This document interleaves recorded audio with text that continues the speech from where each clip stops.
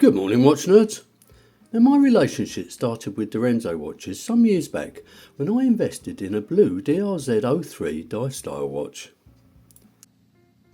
It was a very good watch, but I felt it wore large for 40mm, and to be honest, the lume was rubbish. However, it gave me a taste of how well the watches are made and what they have to offer. Next up was the DRZ02R. This was one of those watches I regretted selling to this day. Now, the last one was the DRZ07. In theory, this was the perfect Garda watch for me, but for some strange reason we never bonded, and I flipped it quite quickly. I'm sure that most of you know that Direnzo is owned by Sergio Direnzo, who designs and QC checks all the watches himself. He even sends them personally. Now, I've been in contact with him several times over the years, and I found him extremely pleasant. In fact, he's even sent me a few watches to review. Now, I just picked up this DR04 Mondial version 1 from an eBay seller that I'd done business with several times before, and to be honest, it was a bit of a bargain. Now, this is about 5 years old, albeit cared for and in excellent condition. I've said many times before, try and buy used and let the original purchaser take the financial hit. And just a quick wrist check for you. Today, I'm wearing one of my newer purchases, the Baltony A11 World War II watch.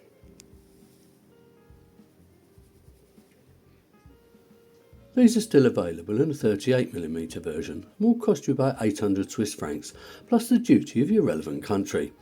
In the UK, that equates to about £885. In reality though, I'm sure Sergio will do you some sort of deal, but that isn't official. Okay, that isn't cheap. But for a Swiss-made watch with a Swiss-made movement on an integrated bracelet, that's pretty good. For example, have a look at the Christopher Ward 12, which is a fair bit dearer and in my opinion, not quite as good. When this was produced, it would have actually been about 700 Swiss francs. So this is the packaging. There's a very nice quality cardboard outer box, and inside is a very nice fabric watch roll, and inside that is a cleaning cloth and a 2-year warranty. In my opinion, the quality of the packaging easily matches the quality of the watch. So these are the dimensions, but don't forget the only option now available is the smaller 38mm version. Now, these are my measurements. The case is 39.8mm. The lug width is kind of irrelevant because it's got an integrated bracelet. And the depth is 11.3mm, which includes a slightly domed sapphire crystal with AR coating. And the lug to lug is 47.6mm. Now, once adjusted to fit my 17cm wrist, it weighs in at about 147 grams. Now, the watch has got a claimed 100 metres of water resistance, and in my opinion it wears to size, possibly even a little bit smaller.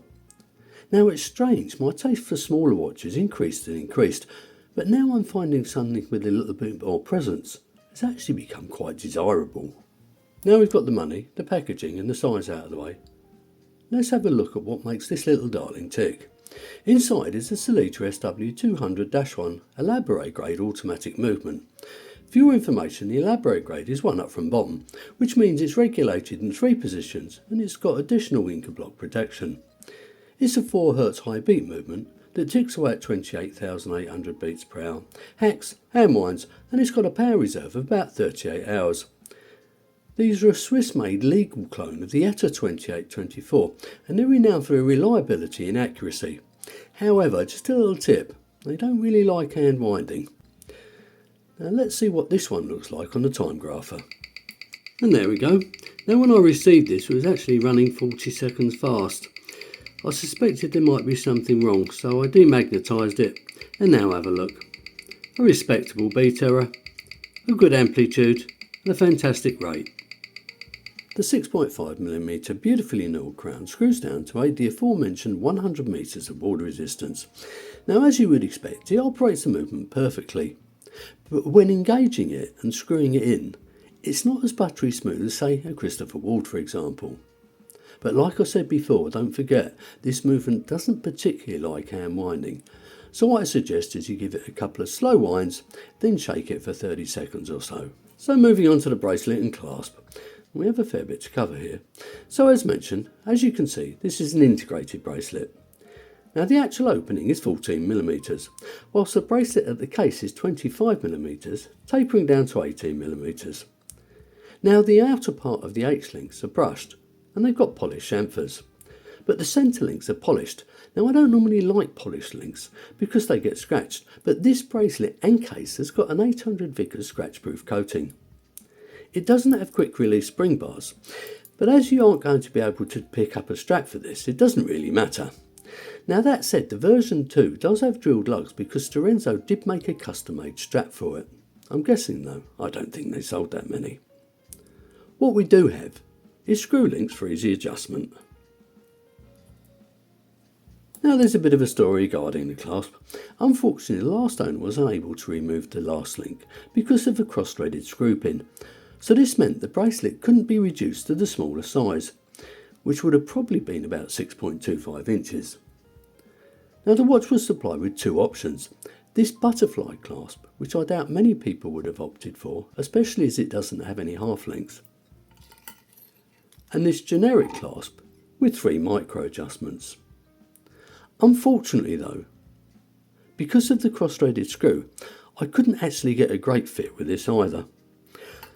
So to cut a long story short, in my possession I actually had a Direnzo branded clasp with 6 micro adjustments. Now the watch fits perfectly. Worth noting though, if you've got the new 38mm version, I'm pretty sure you get an on-the-fly clasp, but I checked that out first. As you would expect with Direnzo, the case finishing is absolutely fantastic. Now the top of the fixed bezel is circularly brushed, while the sides of the bezel are polished. Now the tops of the lugs are then brushed, leading down to a highly polished chamfer, then horizontally brushed sides. Now my only complaint is that the case is a little bit flat, and that accompanied by the fact the lug to lug is just under 48mm, means you may struggle to get a good fit if your wrist is smaller than mine. Don't forget though, the newer version is smaller, so that problem's eliminated. The Sapphire exhibition case back shows off the custom rotor and it screws down. The outside is brushed and it's got some basic information engraved on it. It almost goes without saying that the watch's highlight is this stunning dial, although if I designed it I probably would have made the indices just a little bit larger, but that's personal taste. This is the Sunburst Blue, although it did and still does come in other colours, so I'll leave a link to the site below. Now look carefully and you can see the dial is actually bowl shaped, something I've never experienced on the watch before. Now there's a painted outer and inner minute track. The 12, 3 and 9 are batons, whilst the remainder are small oblongs. At the 6 o'clock there's a circular colour match date window. The Direnzo logo sits under the 12 o'clock with Direnzo printed under that, and then Geneva. Above the date window, in a rather interesting script, it just reads automatic. Now get your jeweller's loop out and you can see either side of the 6 o'clock index, it reads Swiss made. The semi-skeletonized hands and applied indices all have fairly generous application of BGW9 loom. Now it won't keep up with a good dive watch, or to be honest even a few sports watches I own, like the Erebus Ascent or Zelo Celica, but to be fair, it's okay. So what do I think of the Direnzo DR04 Mondial? Well, my only real complaint is the fairly flat case, but now the only model available is the 38mm version, it won't actually be an issue. Oh, and ideally I would have liked the indices to be a fraction larger. In brief though, the dial is gorgeous, the case finishing with its scratch-proof coating is excellent, the bracelet's good, and of course the tried and tested SW200-1 movement is always a good choice. Now I did touch on this earlier, but as much as I rate Christopher Ward, if you compare this Mondial with say the 12, you've actually got a watch with similar specifications for far less money, and dare I say it, in some respects I actually think the Mondial is actually better. So that brings me to the end of this review. If you've enjoyed it, click on the like button, subscribe if you haven't already, leave your comments below, and as usual, enjoy the rest of your day.